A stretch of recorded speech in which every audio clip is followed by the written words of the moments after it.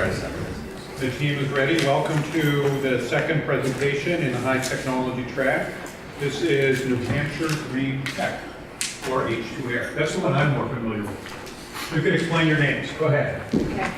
Hello, everyone, and thank you for the opportunity to compete in the semifinals of the Paul J. Holloway competition. We really appreciate it. I'm Briana Leclerc. I'm a senior. I'm a marketing and entrepreneurial studies major. I'm Cassidy Croci. I'm a senior entrepreneurial studies major with a dual minor in history and international affairs. I'm Taveras. I'm a senior studying mechanical engineering and economics.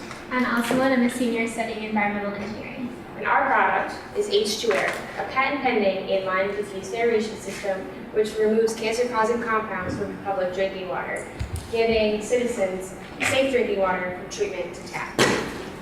So today, over 1,000 municipalities in America have cancer-causing compounds in their drinking water. This is putting 11 million Americans at risk of developing cancer due to their public drinking water. Each day that these municipalities have this cancerous drinking water in their systems, the EPA, or the Environmental Protection Agency, is fining them up to $10,000 a day. And these municipalities don't have the money to pay for these fines. They also don't have the money to pay for costly updates in order to get rid of this problem. So H2Air is the solution. I'm going to hand it over to Allison. She's going to go through a little bit of the background for us. So what is in our drinking water that's causing this cancer? It's a group of compounds called trihalomethanes, or THMs, and these are a byproduct of the disinfection of drinking water using chlorine. Chlorine is the most common disinfectant used globally, so this is a major issue. So chlorine is typically added at the treatment plant at the end of the process. It's added in excess to ensure that the water stays safe as it travels from the plant to homes and businesses. This is great because we've eradicated a lot of waterborne diseases like typhoid and cholera. However, unfortunately, as chlorine travels through the pipeline, it interacts with natural organic matter, or NLM, present in the water inherently, and it causes these THM byproducts, which have been identified as or linked to bladder cancer and birth defects if ingested by pregnant women by both the World Health Organization and the Environmental Protection Agency. So, trihalomethane formation requires, as I mentioned, this contact time and mixing of the chlorine and the natural organic matter. So this is why municipalities are seeing elevated levels of THMs at the end of the distribution network in what we're calling THM hotspots. The typical treatment options available on the market today don't really focus on the treatment plant, and they require very costly upgrades because the treatment plant is dealing with the drinking water for the entire town. The H2R system will actually only treat these THM hotspots, which is a portion of the flow, which makes it a much more economical solution. So now I'll pass off to Will to talk about the H2R system. Yeah, so this is our H2Air product. It's patent pending and it's very versatile. Right here we have the horizontal or HILDA setup shown. We also have a vertical or VILDA setup. So this means that we can go into any existing infrastructure in the distribution network. It's also scalable. We size each one for the size necessary for the distribution network, and it can adjust its airflow in order to regulate the THM removal as the water flow is changing as well. So a basic overview of the process. Coming in from the left, we have the water that came from the treatment plant. It's had this contact time with the chlorine and the natural organic matter, and it's actually formed the THMs. So at this point, we're injecting an airstream, diffused air, into the reaction chamber where it's going about. And as the THMs volatilize out of the reaction chamber, they're getting stuck in these air bubbles as they go across. At the end of the reaction chamber, we have equilibrium in this water to air mix, and we release the THMs with the air bubbles out through the top in the order of parts per trillion, so there's no effects to the environment or public health. And then on the right, we just have pure treated water with no entrained oxygen inside. So that's great, so we solved the problem. Well, why does that matter? It means that we can save the municipalities a boatload of cash. So as we said before, there's two ways to deal with THM problems. Either you have to treat the entire flow of the water using either an alternative disinfection method, such as ozone or UV. That means you have to replace the bulbs every 2 years, or you have to do heavy filtration to remove the NOM so that they can't react. And this involves gap filtration, which also needs to be removed and replaced. And that treats the entire flow of the system, whether it's going to a hotspot or not, whether it was causing a problem or not. The alternative is to post-treat, or treat the THMs after they form, which in the only other alternative before H2Air was spray aeration, which means that you have to construct a big storage tank and continually spray the water in the storage tank and then repump it and repressurize it back into the system. The H2Air is the first one that's able to target the hotspots directly and actually just target the flow that's needed so that you don't have to waste money, energy, and resources treating the rest of the flow that's not necessary. So what is the market? There's 89,000 municipalities currently in the US. 1,053 of these municipalities are out of compliance with the stage 2 disinfectant byproduct rule that's stated by the EPA. And as Briana has mentioned, that's up to $10,000 per day in fines if these municipalities do not comply to the rule. But we find that these municipalities are usually under 5,000 individuals, so they might be strapped for cash and that may not be able to invest in these larger systems. So where we come in is we plan to contact 300 towns, then actively engage 15 of them, and then have 1 to 4 purchase in our first year. And we're specifically looking at Region 6 of the EPA because that's 553 municipalities within violation in this specific region. So going forward in our business model, our first step is securing these contracts with these municipalities and collecting specific system specifications. We can work with municipality one-on-one to determine the cost, as well as how many hotspots they need to service within their unique distribution system, as every municipality in the US is different in terms of setup of how they distribute water. We'll receive 50% of the payment up front. We'll do this so we can cover our own expenses of the materials, and that should be sufficient to cover all our needs. Then we'll partially assemble at our base. We'll then ship the product. The municipalities will install themselves, but we'll have an H2Air representative on site to help with the installation as well. And we understand working with municipalities sometimes is a hard time, especially they might have issues gathering cash, so we have a 30-day grace period built into our system. So going forward in terms of milestones, prior to launch, we plan on receiving grants and completing pilot studies that will be conducted by the more scientific-based team. We see ourselves as the business consulting team that will be establishing these relationships with the municipalities going forward, and especially working with them one-on-one to determine their own individual needs. We look to seek a SBA 7A loan secured. We believe $650,000 is sufficient, and especially revolving capital will be able to cover all of our expenses moving forward. By May 2018, because we realized establishing relationships with municipalities takes a long time, especially dealing with the four major people, the regulatory engineers, consulting engineers, primary decision makers in the municipality, and the utility decision makers are the main people who we need to contact. So it will take a little bit of time to sell the first and second system. And then by August 18, we have the third and fourth system sold, and our eventual exit plan is to be acquired hopefully by Pass Water Technologies, who they are the main spray aeration provider, so we can complete their product suite. They are able to spray aerate and use more the water flow while we get the specific areas. So I'm going to hand it off to Bree and she'll talk about our differentiators. So why should a municipality purchase our product? So we've talked a lot about price and cost. As we said, our system only uses a portion of the flow. So we're not spray aerating or we're not using the whole flow. We're just doing the problem areas so that we're fixing their problem at a lower cost. Also, our company itself is scalable. As this issue increases, our pool of clients will increase. And this also isn't just a national issue, it's an international issue. Places like Ireland are also experiencing issues with THMs. Our system does not require municipalities to make any large infrastructure updates. Again, that's cost saving. Also, our product is eco-friendly. We have no waste and we don't use harmful chemicals within the process. So we think that H2Air is an exemplary product for the College Holloway competition because we get the 3 core values: people, planet, profit. We're saving people from these cancerous elements.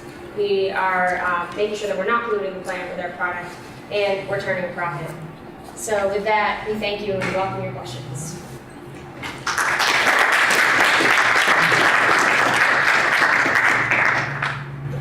From an implementation perspective, as I saw the initial diagram, I thought of kind of hotspots being almost every resident's tap at the end of the line. If you think about one of your target municipalities, how many hotspots would you say are in that municipality, and what does that end up doing to the cost structure of that sort of implementation versus a centralized implementation of some sort of solution? Yeah, so that's one of the things that we weren't actually able to get our hands on in exact specifications from municipalities. We don't know exactly how many hotspots they have. We estimate it's probably between 1 and 10 for any given town or drinking water system. And so that's where we have a lot of versatility. That's where the versatility comes into play. We can size a bigger system, put it further down the pipeline, and that'll treat a lot of different homes and towns. If they just have one little spot, we can put it a lot closer. It'll be a lot smaller, a lot more inexpensive for them. so we can scale based on their exact situation. And if you had 10, would that be cost comparable or cost competitive to a centralized solution? Yeah, no matter, Right, well, 10 would probably likely be in a larger distribution network. So again, even the larger upgrades would be more costly for them because they're treating more water overall. For the smaller municipalities we mentioned, they would be having typically 10 hotspots because their distribution network is smaller. So that also scales with the size of the municipality. For example, Exeter, New Hampshire has 4 spots currently, and they're a mid-sized city in New Hampshire. And do some municipalities think in units also? This is a fixed price unit, but do they think in gallons of water treated? This pricing model seems to have focused on the hotspots, but is that the way most municipalities price and think? So we cost it comparatively based on gallons of water treated, but the hotspot approach is because that's how the price would vary between and out. yeah, so that's where we can, it doesn't really matter like how we compete on a per gallon basis because we're able to do like 1% of the flow rather than treating the entire flow. So that's where we can really beat on cost because we're talking about hundreds of thousands of dollars maybe for them to implement it versus if they wanted to do the whole system, that's tens of millions of dollars. So that's where we're really able to save them on a per unit basis or on a per gallon basis. Explain installation to me. So so in an existing pipe infrastructure, we take out a piece of that pipe. So you excavate to the pipe. Yes, we'd have to take out, well, you'd have to divert the flow, put in our, so our system is basically just an air compressor with a diffuser stone or some similar sort of diffuser method. And then you're going to have static mixers that are going to be able to mix the flow, and so we can shorten the length of pipe that we need to actually excavate and take out, and then just seal it back up, and it's ready to run. So you got excavation, you've got paving, you've got electrical lines that are going to have to go into power the compressor. Have you accounted for all that in your installation price, or are you anticipating that the municipality will have to pay for that? Yeah, so we would be contracting out just for our solution. They would actually be in charge of finding another firm to actually put it in and do all the construction. We'd be there to supervise to make sure that our product got put in place correctly, but it would be it would be part of a larger. So you're selling a product, not the complete solution. Right. The reason that we made that choice is municipalities do their own asset management, so they know exactly where their water mains are, where they might have space to put the system, where they may already have the electricity available, so they would be able to optimize where they want to put it. So initially, we'd be selling to these engineering firms themselves so that they can spec out our system to people who are having this problem. Yeah, that's what I was looking to next. Okay. If that's the case, then should we be selling directly to the government? Because one of the things that I saw, you mentioned receiving 50% payment. Well, that's not going to happen when you're selling to a government agency. You're going to get a net 90, and we're going to have to try and negotiate that down to a net 60. So from a financial standpoint, right, you got to take that into account. Because it's very uncommon to get a down payment from any government agency. So That's where making the adjustment and finding a different pathway to sell it will probably help you as well. How much specialized equipment is necessary, or is it off-the-shelf parts assembled into a system? It's all off the shelf. All the different components can be readily available anywhere. We're just going to be able to put them together and ship them. So in essence, there's no intellectual property that you're going to be able to come out of this with that you can sell separately. there is. We have the utility patent. So at the actual process of using this technology to treat trihalomethanes in drinking water systems, that's what You have a patent on that. it's Yes, patent correct. pending. It's been- Okay, so that's fantastic. So from a competitor perspective, is there anyone close to what you have out there? This is the first time that this type of volatile compound removal in distribution networks has been looked at under pressure. As we mentioned, the spray aeration is our closest competitor, but they have to depressurize and then repressurize. So that's the main difference in this technology. And that costs a lot in electricity. Well, is there a cost delta between the two from an acquisition standpoint as well as the power standpoint? Is there from a spray aeration? So for spray aeration, you have to build a huge storage tank to treat like a portion of the flow. So you have to put the storage tank in and still have the mixers and all the components for the spray aeration. So it's basically the shower head that just sprays out. But you still have to build the storage tank, which is a lot of the cost. So that'd be millions of dollars capital. So versus your $91,000 or your $100,000 price point here, you're saving, a factor. Millions, yes. Okay. How far along are you with the proof of concept you're going through before? Have you proved this on high pressure, mid pressure systems all the way through now? Okay, so you've done 25, 60, and 120 psi. So the National Fire Protection Agency, they require a 25 psi minimum. Yeah. So that's what we based most of our runs on. We also continuing off of work that's been going on for years. So we're trying to, so it can be installed under system pressure, which I think is, does that answer your question? Well, so thinking about where you're going to put this into the piping systems, what are the largest pipes, what are the smallest pipes, what's your pressurization going to be, and is it going to be effective in all? So I'm thinking that municipalities, there's a number of sizes and gauges out there. There's a variability. Will you be able to address them anywhere they want to put it in their system? Absolutely, because we're able to purchase these off-the-shelf components, they're already being provided for these different pipe sizes and these different pressures, so we can actually just pick the components that we need when we're putting together a system for the specific municipality. And that goes into the cost, of course. With the costs that you saw were just estimates for just representative towns, but we can size it depending on what the needs are of the municipality. So you would really be working with the engineering firms and or the town's engineers to get the final specs, and then you're going to produce the components and pieces and ship. Yes. Right. And then Each one of these will be a custom system. basically. Yes. And that helps us reduce costs as well. But Yeah, how so? In that we're able to work specifically one-on-one with them, understand their system, and again, it's off the shelf, so we work exactly with them. And I'm Well, sorry. I think the point is that anytime you do something custom, it's always costly. well, Right now, you can charge more for that custom, but versus having a production line, a manufacturing line type of assembly, that'll always be cheaper.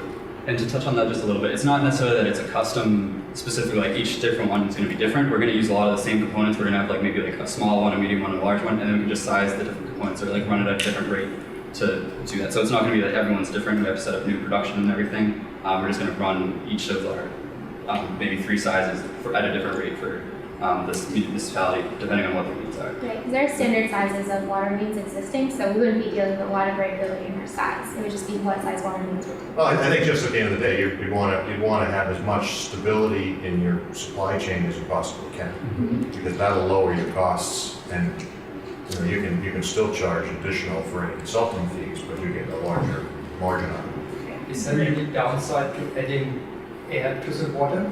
So in quality, taste, bacterial growth.